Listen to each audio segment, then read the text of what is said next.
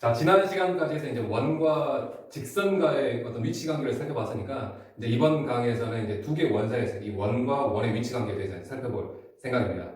원하고 원의 위치 관계는 총 5가지가 있는데, 어떻게 생각하면 조금 더 편하게 이해가 될 거냐면, 여러분들 영화 같은 거 보면 어떤 큰 우주선 안에 이 조그만 소형 우주선이 그러니까 내부에 있다가 이 바깥으로 어떻게 보면 탈출? 바깥으로 이렇게 탈출하는 과정을 이렇게 슬로우 모션으로 찍어놓은 그런 어떤 그 모션을 좀 생각하면 좀 이해가 편할 것 같은데, 어떤 5가지 종류가 있냐면, 첫 번째, 이 큰 원 안에 작은 원이 이렇게 있다가, 그때 내부에 있다고 할 겁니다. 내부에 있다가. 그 다음 얘가 탈출을 이제 시도하죠. 탈출을 시도하게 되면, 바로 이 외벽, 그러니까 이 큰 원을 살짝 맞닿을 겁니다. 한 점에서 만나는 경우. 근데 특별하게 이제 안쪽에서 만났다라고 해서 우리가 내접이라고 해요. 내접. 이놈을 내부에 있다라고 하고. 그 다음에 이제 얘가 이제 탈출을 이제 시도하게 되면 이 작은 원이 큰 원을 이제 뚫고 나오기 시작을 할 겁니다. 이렇게 이런 식으로 두 점에서 만나는 경우가 되겠죠. 두 점에서 만나는 경우. 그 다음에 이제 얘가 이제 더 튀어나오면 아주 완전히 분리되기 바로 직전 상태. 즉, 한 점에서 만나는 경우, 얘도 한 점에서 만나는 경우. 그러니까 특별하게 이 외부에서 한 점을 만나니까 우리가 외접이라는 표현을 씁니다. 외접. 그 다음에 이제 완전히 빠져나왔을 때. 이렇게. 이때를 보고 우리가 뭐라고 할 거냐면, 외부에 있다는 표현을 쓸 겁니다. 만나지 않는 경우. 자, 그래서 한 점에서 만나는 경우, 내접과 외접 두 가지 상황이 있고요. 그 다음에 만나지 않는 경우는 내부에 있을 때와 외부에 있을 때, 이 두 가지 상황이고, 그 다음 두 점에서 만나는 경우. 이렇게 해서 총 5가지를 좀 세부적으로 표현할 수 있을 텐데, 얘를 우리가 어떻게 구분을 할 거냐면, 이제 원에서는 가장 중요한 게 뭐냐면, 중심하고 선생님 반지름이라고 있죠. 원은 결국 원의 중심이 어떤 위치를 결정하게 되고, 그다음 반지름 바로 이 원의 크기를 결정하는 데 도움 될 거예요. 그래서 이 원의 중심하고 이 반지름과의 관계가 어떻게 있냐면, 좀 이해가 편하니까 외접과 내접을 기준으로 해서 설명해 드릴게요. 이 큰 원의 중심은 여기일 테고요. 그럼 작은 원의 중심은 여기일 겁니다. 이랬을 때 큰 원의 반지름은 요만큼일 테고요. 작은 원의 반지름은 요만큼일 거예요. 자, 이때 이 중심 별의 거리를 계산해 보면 특이하게도 큰 반지름과 작은 반지름의 합과 같다라는, 우리가 이 중심 사이의 거리를 좀 어떻게 표현을 쓸 거냐면 D라는 표현을 쓸게요. 점과 직선에서 거리도 우리가 보통 D라고 표현을 썼었는데, 여기 원의 중심과 원의 중심 사이 거리도 이제 D라는 표현을 쓰겠습니다. 특별하게 이 D 값을 계산해 봤더니 큰 반지름을 편의상 마자이라고 표현을 쓸게요. 그 다음 작은 반지름을 편의상 스몰r로 표현하겠습니다. 이 D 값이 특이하게도 그 큰 반지름과 작은 반지름의 합과 같을 때가 바로 외접 조건이고요. 이때는 내접은 이 큰 원의 중심과 작은 원의 중심 사이의 거리, 이 값을 D라고 했을 때 이 D가 어떻게 표현이 되냐면 얘가 이 큰 원의 반지름입니다. 그 다음에 얘가 바로 작은 원의 반지름이에요. 여기가 큰 반지름, 라지알이고요. 여기가 작은 반지름, 스몰r입니다. 즉, 이 별점부터 별점, 즉 중심 사이의 거리 D를 계산해 봤더니 특이하게도 큰 반지름에서 작은 반지름을 뺀 값하고 특별히 같을 때가 바로 내접하는 상황이라고 보면 될 겁니다. 내접하는 상황. 자, 그러면 이 외부에 있는 상황은 아래 이 두 원 사이에서 이 별점과 이 별점, D값이에요. 이 D값이 큰 반지름과 작은 반지름의 합보다도 더 멀어지는 경우, 즉 D가 라지알과 스몰r의 합보다도 더 큰 경우가 외부에 있을 때고요. 그 다음에 이 내부에 있는 경우는 이 중심과 이 중심 사이의 거리, 이 D값을 계산해 보면 큰 반지름과 작은 반지름의 차, 얘가 큰 반지름이고 얘가 작은 반지름입니다. 그 차보다도 더 작은 경우, 물론 기본적으로는 0 이상일 겁니다. 기본적으로는 음수가 될 수 없을 테니까. 그다음에 두 점에서 만나는 경우는 어중간하게 이 중심 사이의 거리를 계산해 보면, 이 D값을 계산해 보면 어중간하게 합보다 작고 차보다는 큰 경우로 표현되는 경우가 이제 두 점에서 만날 겁니다. 이렇게. 그러니까 여러분들 뭘 기억하시냐면 내접과 외접을 기억하세요. 내접과 외접을. 즉, 이 중심 사이의 거리가 특별하게 반지름과 같은 경우, 얘는 중심 사이의 거리가, 두 중심 사이의 거리가 반지름의 차와 같은 경우. 어중간하게 그 사이에 있으면 D가 어중간하게 그 사이에 있으면 두 점에서 말할 테고, 아예 D 값이 합보다도 더 커버리면 멀어질 테고, 아예 D 값이 차보다도 더 작아지면 더 가까워지겠죠. 그런 관계라고 이제 보시면 될 것 같아요. 자, 그러면 문제를 좀 풀어가면서 좀 더 살펴보도록 하겠습니다. 724번에 반지름의 길이가 각각 6하고 14랍니다. 즉, 큰 반지름을 선생님 라지로 표현할게요. 큰 반지름이 14고, 그다음에 작은 반지름이 지금 6이랍니다. 그랬을 때 이제 중심거리 D를 계산해 보라고 했는데 뭐라고 힌트를 줬냐면 외접이라는 힌트를 줬어요. 외접 조건은 중심거리 D가 상황이죠. 중심거리 D가 큰 반지름의 작은 반지름과 큰 반지름과 작은 반지름의 합과 같았을 때, 즉 D가 큰 반지름이 14고요. 작은 반지름이 6이니까 14와 6의 합과 같았을 때가 될 겁니다. 그래서 D가 20이 되는 거예요. 외접하는 상황이에요. 자, 그런데 이제 725번에서는 같은 동일한 내용인데 같은 조건입니다. 무슨 조건이라고 하냐면 내접이라는 조건을 가지고, 내접 조건이니까 내접 조건은 언제 나오고요? 이 D 값이 반지름의 차와 같을 때, 즉 D 값이 큰 반지름 14와 작은 반지름 6의 차와 같았을 때, 이때가 바로 내접 상황이 되고요. 그 다음에 726번은 외부에 있을 때라고 했는데, 외부에 있을 때 이때 상황이죠. D 값이 반지름의 합보다도 더 멀어지는 경우, 이 D가 원과 원 사이의 거리라고 생각을 해주세요. 거리. 즉 D 값이 얼마입니까? 14하고 6이 합보다 더 큰 경우, 즉 20보다 큰 경우. 그 다음에 727번은 동일 조건인데 내부에 있을 때는 이제 저기서 첫 번째 상황이죠. 즉 D 값이 아예 반지름의 차보다도 더 작아지는 경우. 그런데 기본적으로는 0 이상해야 돼요. 음수가 될 수는 없어요. 거리가 음수가 될 수는 없으니까 0 이상 표현을 할 겁니다. 자, 그 다음에 728번은 어떤 경우냐면 두 점에서 만나는 경우. D 값이 어중간하게 반지름의 합보다는 작고 반지름의 차보다 6입니까? 반지름의 차보다는 큰 경우, 이때가 바로 두 점에서 만나는 상황이라고 보시면 될 것 같아요. 이제 그림상에서 이제 바로 해석을 했고, 얘를 이제 무엇으로 우리가 원의 방정식을 배웠으니까, 원이라는 표현 형태에서 어떤 식을 배웠으니까 그 식을 가지고 다시 한번 좀 접근을 해보겠습니다. 733번입니다.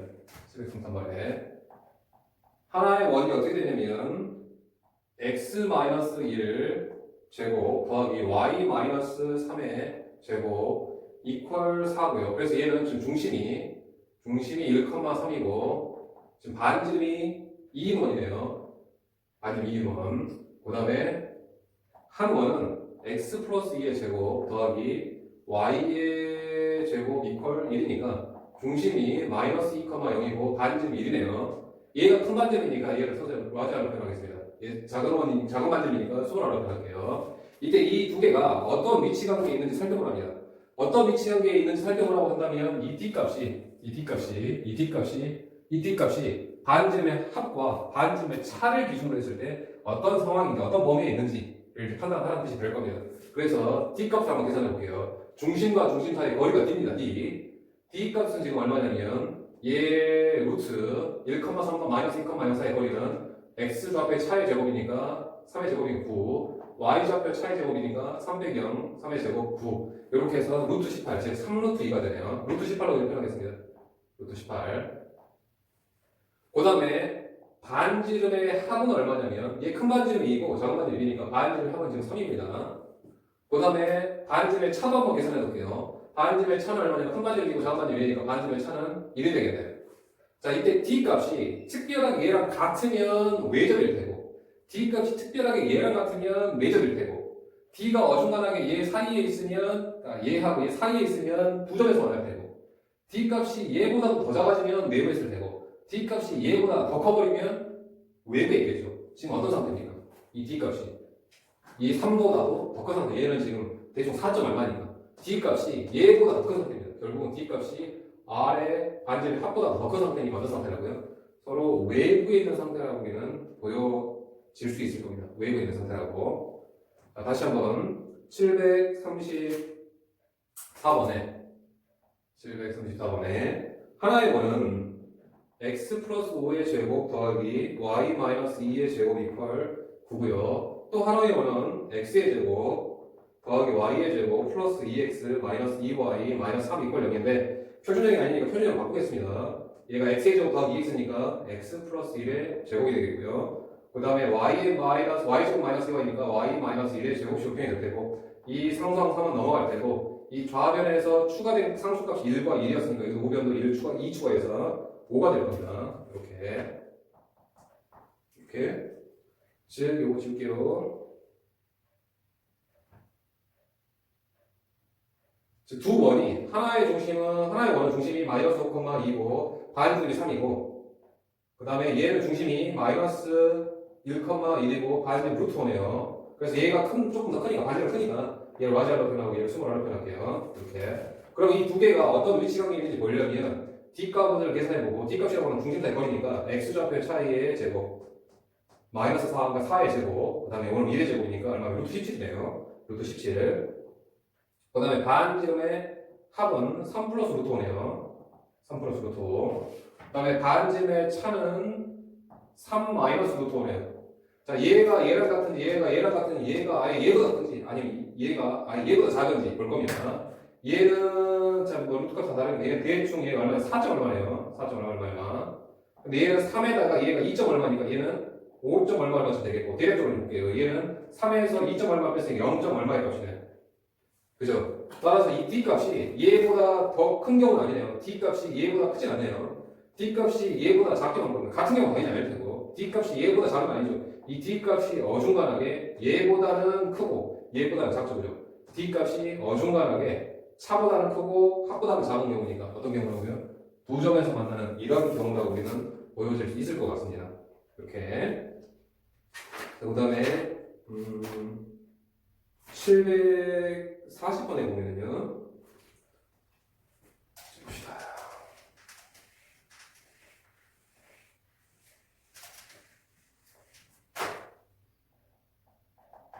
740번에 하나의 원이 x의 제곱 더하기 y의 제곱 이퀄 4고요. 또 하나의 원은 x-a의 제곱 더하기 y의 제곱 이퀄 1이라는 두 원이 있답니다. 얘는 지금 중심이 0,0이고 반지름이 4예요. 반지름이 라지알로 표현할게요. 얘는 지금 중심이 a,0이고요. 반지름 스몰r로 표현하겠습니다. 이러네요. 이때 a 값의 범위를 a는 기본적으로 0 잡겠고요. 첫 번째 어떤 상황이냐면 두 점에서 만나는 경우. 두 번째가 한 점에서 만나는 경우. 한 점에서 만나는 경우가 외접과 내접 두 가지가 있습니다. 그 다음에 세 번째가 만나지 않는 경우. 이게 바로 내부에 있을 때하고 외부에 있을 때. 외부에 있을 때나 내부에 있을 때가 만나지 않는 상태예요. 이 각각의 상황에 따라서 A값 또는 A값의 범위를 구하랍니다. 그럼 우리가 지금 뭘 해야 될까요? 어쨌거나 D값 계산하고요. 반지름을 4 계산해두고 반지름의 합 계산해두고 나서 그놈을 이제 서로 연관성을 지어낼 겁니다. 자, 이때 D값은요. 중심 사이의 거리는 루트 왜 갔을까요? D값은 루트 X좌표의 차의 제곱 더하기 Y좌표의 차의 제곱이 루트의 제곱이네요. 그 다음에 반지름의 차는 1이네요. 그 다음에 반지름의 합은 3이네요. 자, 그럼 이제 문제 풀 겁니다. 준비는 다 해놨습니다. 첫 번째, 두 점에서 만나는 얘기는 이 D값, 루트 A의 제곱이 어중간하게 반지름의 차보다 크고 반지름의 합보다 작은 경우. 이렇게. 그 다음에 두 번째, 여기다 마저 쓰고 가겠습니다. 두 번째, 이 한 점에서 만나는 경우는 D값이 I의 반지름의 D값, 루트 A의 제곱이 I의 반지름의 차와 같던가, 이게 내부 조건이죠. 아니야, 내적. 또는 D값이 I의 반지름의 합과 같은 경우. 이때가 지금 한 점에서 만나는 상황입니다. 좀 해볼까요? 루트 A의 제곱 이렇게 되는 상태. 두 번째는 루트 A의 제곱이 1이던가 또는 루트 A의 제곱이 3이던가. 자, 세 번째 만나지 않은 상태는 내부에 있거나 I의 D값이 루트 A의 제곱값이 I의 반지름의 차보다 더 작은가. 기본적으로 0 이상이 되야 되겠고요. 아니면 또는 D값이 반지름의 합보다 더 큰 경우. 이때가 바로 한 점에서 만나지 않는 경우, 내부나 외부 조건, 내부나 외부에 있을 조건. 요 세 가지 경우수를 이제 풀어낼 겁니다. 이렇게. 자, 원칙은 이 부등식과 이 부등식을 지금 따로 풀어줘야 돼요. 연립 부등식입니다. 그런데 원래 이 루트 안의 값이 지금 다 a에 관한 2차식으로 표현이 될 텐데 아주 다행스럽게 여기가 바로 전체의 제곱식이네요. 이 루트 안이 통째 제곱식이죠. 그래서 얘는 제곱하고 루트 주면서 절대값 a라고 표현을 해도 좋을 겁니다. 그러면 이렇게 될 테고요. 이때는 같이 정리해볼게요. 절대값 a가 1이던가 또는 절대값 a가 3이던가. 얘는 절대값 a가 0 이상 1 미만이던가 절대값 a가 3초가던가. 자, 이제 우리가 이제 절대값에 관련된 문제를 풀어 나가야 될 겁니다. 절대값은 원래는 이 a의 값이 양수냐 음수냐 이제 구분해서 풀어야 되는데 아주 결정적인 좋은 힌트를 줬습니다. a 값 양수라고 돼요.